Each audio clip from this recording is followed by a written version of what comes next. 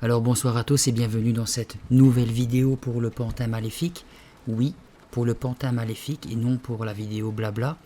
Pour les 300 abonnés, je vous explique pourquoi. Eh bien, ça aurait été beaucoup trop court pour moi de vous sortir une vidéo sur moi avec toutes les questions que vous voulez me poser en même pas une semaine. Donc, ce qui va se passer, c'est que j'ai déjà eu de la part de Mchig beaucoup de questions. Je t'en remercie, comme ça au moins ça fait déjà du contenu, je saurai au moins de quoi vous parler précisément, en plus de vous parler du futur de la chaîne pour ceux qui viennent d'arriver, qui n'ont pas vu l'ancienne vidéo blabla. Donc on va essayer un re-check-up, on va dire, de ce que je vais vous lire dans le futur. S'il y a des nouveautés à dire ou autres, je vais un peu vous parler de moi. On va essayer, enfin pas essayer, j'ai moi-même eu la curiosité de revoir parce que je voulais un petit peu checker ma toute première vidéo pour voir est-ce que je faisais telle ou telle chose. Et ça m'a fait rire de voir en un an, parce que la chaîne a un an, pas précisément un an pile poil, mais quand on regarde les anciennes vidéos, on voit un an. Donc je me suis dit, tiens, ça serait bien de revoir un petit peu les toutes premières vidéos de comment j'avais commencé. Donc on le fera ensemble. Et ce que je vais faire, donc cette vidéo blabla sortira après le Pantin Maléfique. Pourquoi? Parce que ça vous laissera entre 3 et 4 vidéos pour me poser toutes les questions que vous voulez sur moi. N'hésitez surtout pas à le faire, ça me ferait plaisir.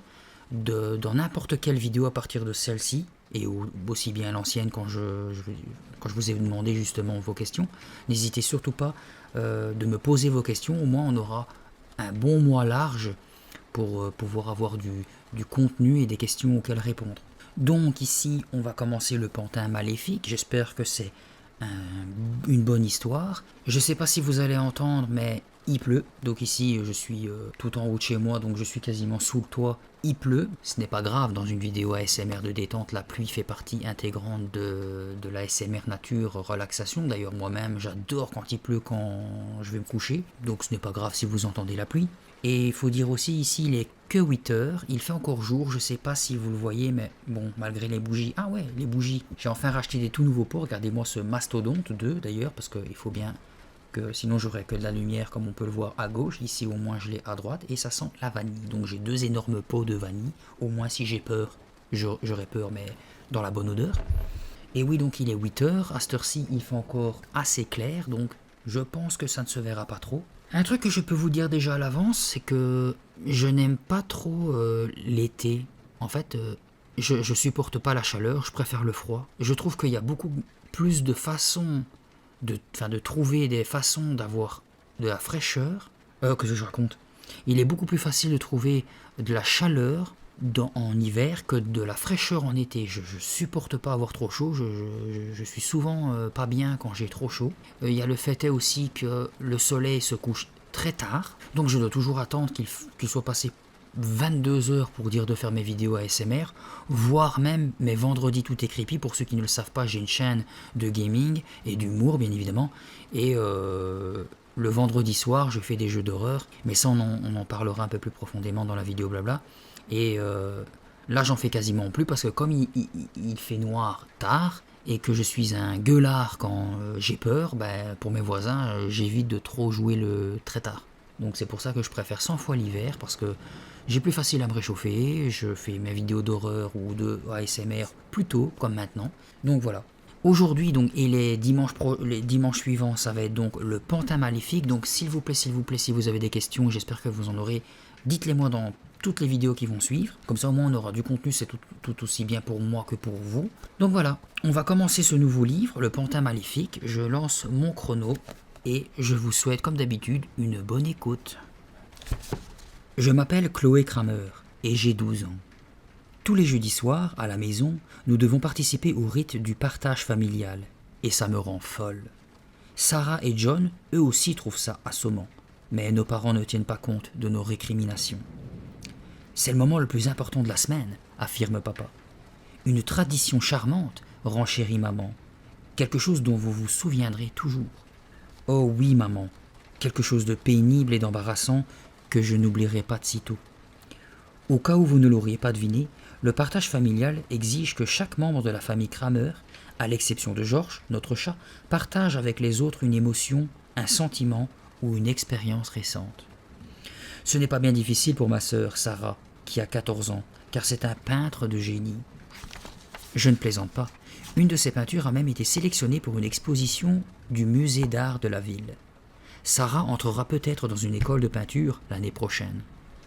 Donc, Sarah partage toujours des croquis sur lesquels elle est en train de travailler. Ou un nouveau tableau. Le partage familial ne donne pas trop de mal à John, lui non plus. Mon frère a 10 ans. Il est complètement débile. Il se moque pas mal de ce qu'il partage. Un jeudi soir, il a émis un rot retentissant en expliquant qu'il partageait la satisfaction d'avoir bien mangé. Puis, il s'est mis à rire comme un fou. Maman et papa n'ont pas trouvé ça drôle. Ils ont passé un savon à John parce qu'il ne prenait pas le partage familial au sérieux. John s'imagine qu'on peut tout lui pardonner parce qu'il est mignon. Il se croit vraiment original, car il est le seul rouquin sous notre toit. Sarah et moi, nous avons des cheveux noirs et lisses, des yeux verts foncés et une peau très mate. Avec son teint pâle, ses taches de rousseur et ses boucles rousses, John semble venir d'une autre famille. Et parfois, Sarah et moi, on souhaiterait qu'il y retourne. En tout cas, je reste celle à qui le partage familial pose le plus de problèmes, parce que je ne suis pas aussi doué que Sarah, et pas aussi bizarre que John. Alors, je ne sais jamais quoi partager. Je me contente en général d'inventer une histoire. Un récit d'aventure dont l'héroïne échappe à divers dangers, ou un conte à dormir debout dans lequel des princesses se transforment en tigresses. Après ma dernière histoire, papa a eu un grand sourire, ravi. « Quelle imagination !» s'est-il exclamé. « Chloé sera un jour un écrivain célèbre. » Il a promené son regard autour de lui sans cesser de sourire, avant d'ajouter « Que de talent dans cette famille !» Il ne disait ces mots que pour être un bon père, bien sûr, pour m'encourager. Le seul vrai talent de la famille, c'est Sarah, tout le monde le sait. Hier soir, John est passé le premier. Maman et papa étaient installés comme de coutume sur le canapé du salon, avec George à leurs pieds. J'avais pris place dans mon gros fauteuil marron, en face d'eux. Sarah était assise sur le tapis à côté de moi, jambes croisées. « Qu'est-ce que tu vas partager ce soir, John ?» demanda maman. « Pas un de tes horribles rots, j'espère. » « C'était dégoûtant, dit Sarah. « Pas si dégoûtant que ta tronche, répliqua John. Il lui tira la langue. « John, s'il te plaît, marmonna papa, en remettant ses lunettes sur son nez. Pas de dispute. Tâchons de rester civilisés. C'est elle qui a commencé, protesta John. Je poussais à soupir. John, partage quelque chose et qu'on en finisse. Alors John, tu te décides demanda papa d'une voix éteinte. John se leva et alla se placer au centre de la pièce, les mains dans les poches. J'ai appris à siffler avec les doigts, nous annonça-t-il. Bel exploit, ironisa Sarah. John l'ignora. Il retira ses mains de ses poches, inséra ses 2 petits doigts dans sa bouche et émit un long sifflement à vous percer le tympan. Il siffla ainsi à 3 reprises, puis il fit une profonde révérence. Tout le monde applaudit. John salua encore, courbé jusqu'à terre. Que de talent dans cette famille, s'émerveilla papa. Cette fois, il plaisantait. John se laissa tomber à côté du pauvre George, qui s'éveilla dans un sursaut. « À toi, Chloé, dit maman se tournant vers moi. Est-ce que tu vas nous raconter une autre histoire ?»« Ces histoires sont trop longues, se plaignit John. Non, répondis-je, pas d'histoire ce soir. Et je saisis Totoche derrière mon fauteuil. John poussa un gémissement. Sans lui prêter attention, je m'assis à califourchon sur le bras du fauteuil, mon pantin sur les genoux. Je préfère bavarder avec Totoche, annonçai-je à papa et à maman. Ils affichèrent un sourire poli, mais, là encore, cela m'était égal. J'avais répété avec Totoche toute la semaine et je voulais tester sur eux mon nouveau numéro. Chloé ne vaut pas un clou comme ventriloque, ricana John. On voit ses lèvres bouger. Oh, ça va, John, je trouve Totoche plutôt marrant, dit Sarah. Elle se pencha en avant et prit un air intéressé. Je calai le pantin sur mon genou gauche et, glissant mes doigts dans le creux de son dos, je les refermai sur la ficelle qui sert à articuler sa bouche. Totoche est un très vieux pantin de ventriloque. La peinture de son visage s'écaille. Un de ses yeux est presque tout blanc. Son suite à col roulé est déchiré et tout taché. Mais je m'amuse beaucoup avec lui. Quand mes petits cousins qui ont 5 ans nous rendent visite, j'aime leur faire mon numéro.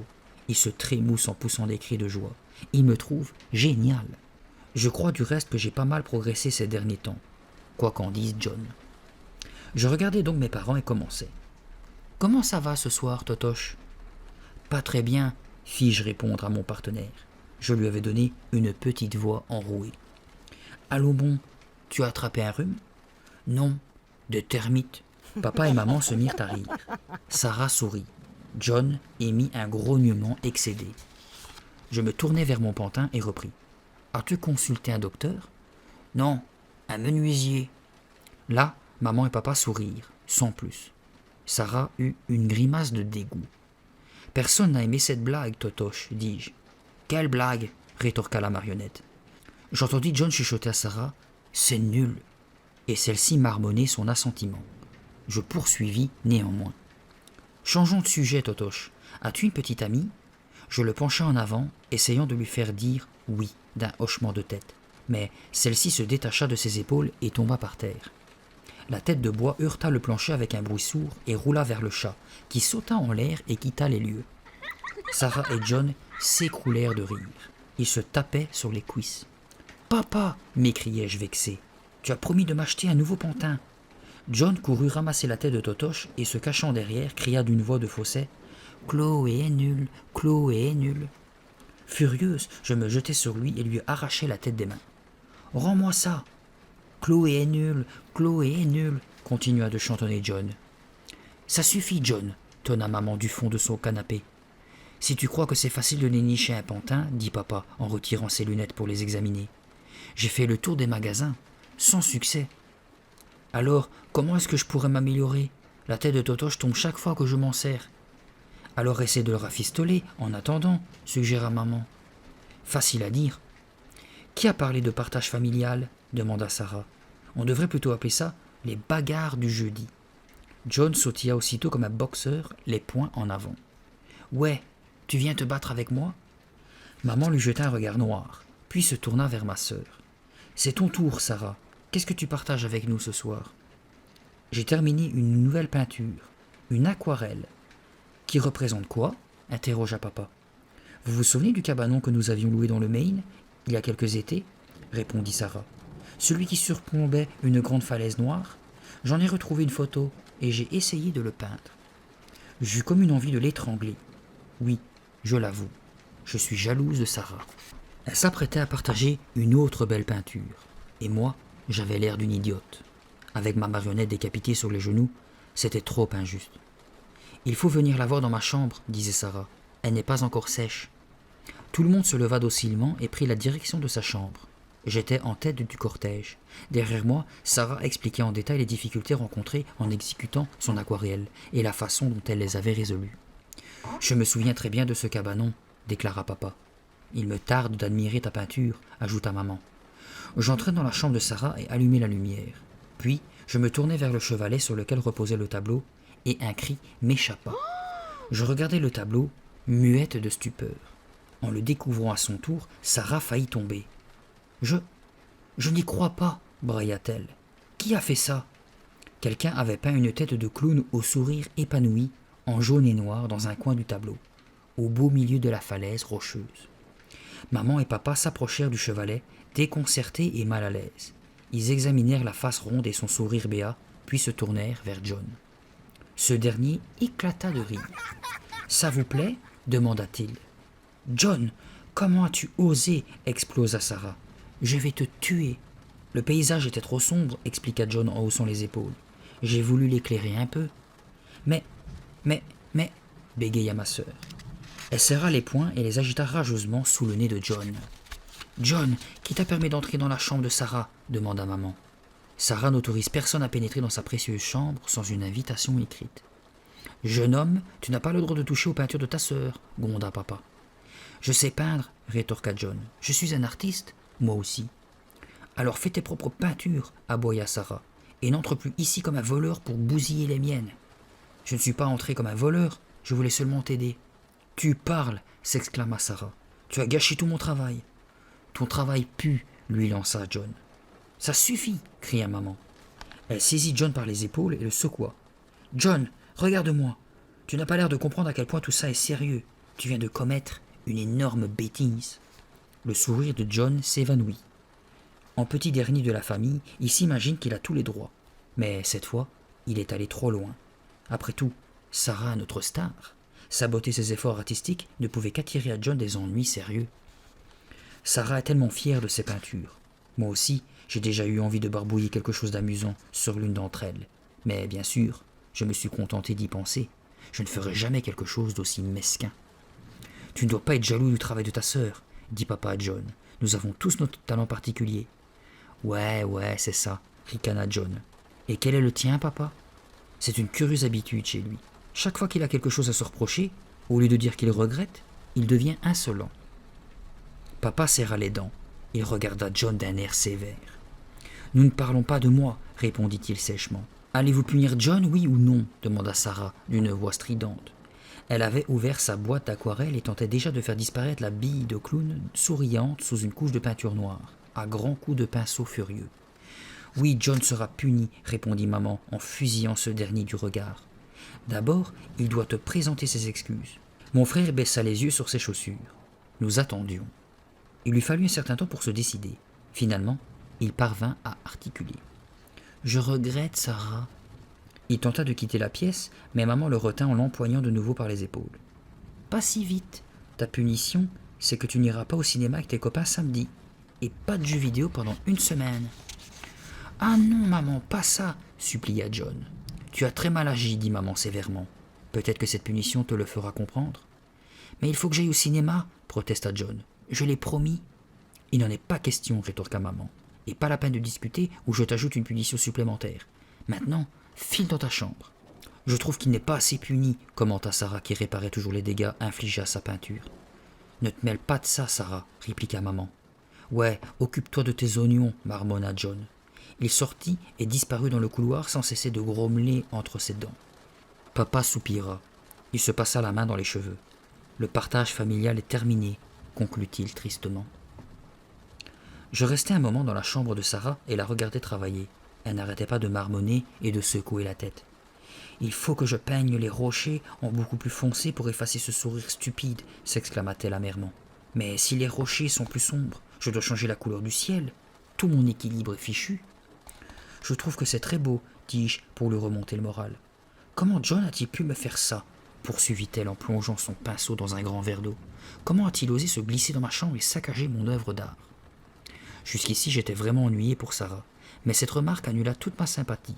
Ne pouvait-elle considérer son aquarelle comme une simple peinture? Pourquoi l'appelait-elle son œuvre d'art?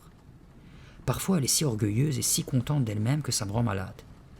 Je tournai les talons et sortis de la pièce. Elle ne s'en aperçut même pas. Une fois dans ma chambre, je téléphonai à mon amie Margot et nous bavardâmes un instant de choses et d'autres. Tout en parlant, j'entendais John s'activer dans sa chambre, juste à côté de la mienne. Il allait et venait à grand bruit, projetait des objets autour de lui. Le père de Margot l'obligea à lâcher le téléphone. Il est très strict là-dessus et ne la laisse jamais téléphoner plus de 10 ou 15 minutes. Après mon coup de fil, j'allais dire bonsoir aux parents et je me couchais. C'était une belle nuit de printemps. Je laissai la fenêtre entr'ouverte. La lueur pâle d'un gros croissant de lune illuminait le sol de ma chambre. Je m'endormis d'un sommeil profond dès que ma tête toucha l'oreiller. Un peu plus tard, quelque chose me réveilla. J'avais du mal à y voir. Les rideaux s'agitaient devant la fenêtre.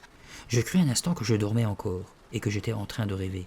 Mais ce que j'aperçus contre la vitre me fit basculer de plein pied dans la réalité. Les rideaux s'écartèrent légèrement et dans la lumière argentée, je distinguai un visage ricanant qui semblait mes pieds. Les rideaux s'écartèrent de nouveau. Le visage ne bougea pas. Qui est là ? Bégayai-je en ramenant le drap sous mon menton. Les yeux me regardaient, froidement, sans ciller. Des yeux de pantin. Totoche ? Il me fixait de son regard sans vie, ses yeux blancs réfléchissant l'éclat de la lune. Avec un cri de colère, je rejetai mon drap et bondis hors du lit pour aller cueillir la tête du pantin, posée sur le rebord de la fenêtre. « Qu'est-ce que c'est que cette mise en scène ? Qui a fait ça, Totoche ?» lui demandai-je. J'entendis rire doucement dans le couloir. J'ouvris la porte de ma chambre. John était tapis dans l'ombre, se retenant de rire. « Je t'ai eu, gloussa-t-il. »« John, espèce de tordu !» Je lâchai la tête du pantin qui tomba par terre. Agrippant des deux mains le pantalon de pyjama de John, je le remontai aussi haut que je le pus, presque sous son menton. Il laissa échapper une protestation et tituba contre le mur. « À quoi tu joues ?» chuchotai-je. « Pourquoi tu posais la tête de Totoche sur le rebord de ma fenêtre ?» John rajusta dignement son pyjama. « Pour te rendre la monnaie de ta pièce, marmonna-t-il. »« Hein ? À moi ? Mais qu'est-ce que je t'ai fait? Tu ne m'as pas soutenu tout à l'heure, me reprocha-t-il en fourrageant dans ses cheveux roux. Tu sais bien, à propos de la peinture de Sarah. Elle est bien bonne, m'exclamai-je. Comment pouvais-je te soutenir? Qu'est-ce que j'aurais pu dire? Tu aurais pu dire que ce n'était pas grave, rétorqua John. Mais c'était très grave au contraire. Tu ne comprends donc pas que Sarah attache beaucoup d'importance à ses peintures? Je secouai la tête et ajoutai. Désolé, John, mais tu méritais d'être puni. C'est la pure vérité. Il me dévisagea d'un air innocent, comme s'il réfléchissait à mes paroles. Puis, un sourire malicieux éclaira son visage. J'espère que je ne t'ai pas trop flanqué la frousse, Chloé. Il ramassait la tête de Totoche et me la lança. Je la rattrapai au vol. Va dormir, John, dis-je, et ne t'avise plus de toucher à mes affaires. Je retournai dans ma chambre et fermai la porte. Jetant la tête du pantin sur un fauteuil encombré de vêtements, je me recouchai, épuisé. C'est beaucoup d'émotions pour une seule soirée, pensai-je en fermant les yeux. Trop d'émotions. Margot me rendit visite le lendemain après-midi. Je t'ai apporté la nouvelle compilation des Beatles, dit-elle en arrivant. Elle tenait un coffret CD à la main. Margot adore les Beatles. Elle n'écoute aucun groupe actuel. Dans sa chambre, il y a toute une étagère de CD et cassettes des Beatles, et des posters sur les murs. Je l'entraînai dans la mienne et je fis passer le CD. Margot s'installa sur mon lit. Je m'étalai sur le tapis, en face d'elle. « Mon père a failli m'interdire de venir, m'avoua-t-elle. Il prétendait qu'il aurait peut-être besoin de moi au restaurant. » Le père de Margot possède un immense restaurant, la Nouba. On dirait plutôt une vieille baraque avec des pièces énormes, où il organise des soirées et des banquets. Des tas d'enfants y fêtent leur anniversaire, et il y a aussi des repas de baptême, de communion, des réceptions de mariage et des cocktails. Il arrive souvent que plusieurs fêtes de ce genre s'y déroulent en même temps. « Eh bien, je suis contente que tu n'aies pas eu à travailler aujourd'hui, dis-je à Margot. »« Moi aussi, soupira-t-elle. Papa me réserve toujours les pires corvées. Débarrasser les tables, remporter les plats aux cuisines, vider les restes dans des grands sacs poubelles. Blurk. » Elle se mit à chanter, puis s'interrompit soudain et se redressa sur le lit. « Ah, j'ai failli oublier. Papa a peut-être un boulot pour toi. »« Tu veux rire? Vider les restes dans des sacs poubelles? Non, merci. Je crois que je m'en passerai. »« Mais non, écoute, enchaîna Margot avec excitation. C'est un bon job. Papa a toute une série de goûters d'anniversaire qui lui tombent dessus, pour des petits bambins de 2 ou 3 ans, et il a pensé que tu pourrais les divertir. »« Hein ?» Je regardais mon amie, je ne comprenais pas. « Avec Totoche, précisa Margot. » Elle balançait la tête au rythme de la musique, tout en enroulant une longue mèche de ses cheveux dorés autour de son index. « Papa a vu ton numéro de ventriloque à la fête de l'école. Il a été très impressionné. »« Quoi? J'étais mauvais ce soir-là. » »« Ce n'est pas la vie de papa. Bref, il souhaiterait que tu fasses ton numéro de ventriloque pour les goûters de ses enfants. Il te payerait, bien sûr. Et les gosses adoreraient ça. »« Mais c'est génial !» L'idée m'excitait, mais, me levant d'un bond, j'allais prendre la tête de Totoche sur son fauteuil et la montrer à mon amie. « Il y a un problème, Margot. » Elle en lâcha sa mèche de cheveux et écarquilla les yeux. « Ma parole, tu lui as coupé la tête? Pourquoi ?»« Ne dis pas de bêtises, rétorquai-je. Elle s'est détachée toute seule. Chaque fois que je me sers de Totoche, elle dégringole. Oh zut, ça fait bizarre cette tête décapitée. Si des petits la voient tomber, ça pourrait leur donner des cauchemars. Je suis d'accord, Totoche est complètement fichu. Papa m'a promis un nouveau pantin, mais il ne l'a pas encore trouvé. » Dommage, soupira Margot. Tu te serais bien amusé. Nous écoutâmes les Beatles encore un moment. Puis, Margot rentra chez elle. Quelques minutes après, j'entendis claquer la porte d'entrée. « Hé, Chloé! Chloé, tu es là ?» appelait papa du salon. « J'arrive !» Quand je le rejoignis, je vis qu'il avait le sourire aux lèvres et une grande boîte sous le bras. « Pour toi, ma chérie, » dit-il en me tendant la boîte. « Joyeux non-anniversaire !»« Papa, c'est... » »« Oui, ton nouveau pantin. » Je m'empressai d'ouvrir la boîte et en extirpai le pantin avec précaution. Sa tête de bois s'ornait de cheveux peints, ondulés, de couleur brune. Ses yeux étaient d'un bleu luisant, pas éteints comme ceux de Totoche. Ses lèvres rouges vifs se retroussaient sur un curieux sourire. Je lui trouvai une expression intense, comme attentive, difficile à définir. Dès l'instant où je le retirai de la boîte, il me sembla qu'il me regardait. L'éclat de ses yeux parut s'intensifier, son sourire s'élargir. Un frisson me parcourut soudain. Ce pantin avait-il l'air de se moquer de moi? Je le soulevai pour l'étudier de plus près. Il portait un costume gris croisé sur un col de chemise blanc. Le col était épinglé à son cou. car il n'avait pas de chemise, mais son torse de bois peint en blanc en donnait l'illusion. Des grosses chaussures de cuir noir pendaient au bout de ses petites jambes maigres. « Papa, il est super !»« Je l'ai trouvé dans une brocante, » expliqua papa, qui feignit de serrer la main du pantin. « Comment vas-tu, Diabolo ?»« Diabolo ?» m'étonnai-je. « Il s'appelle comme ça ?»« C'est le nom que lui a donné le brocanteur, » répondit papa en secouant les bras de Diabolo et détaillant son costume. « Je me demande d'ailleurs pourquoi cet homme me l'a vendu si bon marché, » reprit-il. « Il me l'a pratiquement cédé pour rien. » Je retournai le pantin. Au creux de son dos, je repérai la ficelle qui lui faisait ouvrir et fermer la bouche. « Il est parfait, papa, merci beaucoup !» J'embrassai mon père sur la joue. « Il te plaît vraiment ?» Diabolo me souriait, ses yeux bleus étaient rivés aux miens. Il semblait attendre ma réponse, lui aussi. « Oui, il a quelque chose d'inquiétant, dis-je. J'aime son regard sérieux, ses yeux ont l'air si vrais. »« Ils bougent, m'informa papa.